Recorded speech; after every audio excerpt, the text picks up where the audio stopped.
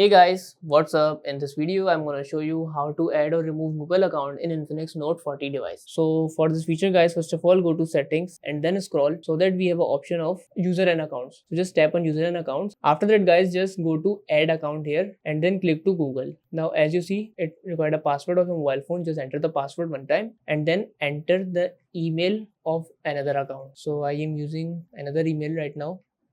Then click next. After that guys, just enter the password here and then click next. So as you see, if you want to save the password, you can set for save password, but I am doing for a not now, and then click I agree. So as you see, it is now set and you are now assigned into account. So as you see, this is now another account. Okay, and guys, if you want to remove the account, all you guys have to do just click on the Gmail account and then click to remove account. After that, click remove account again so that your account will be removed from the device. So that's it about the video. If this video helped you guys, kindly like the video and follow us for more tips and tricks. See you guys in next video. Take care.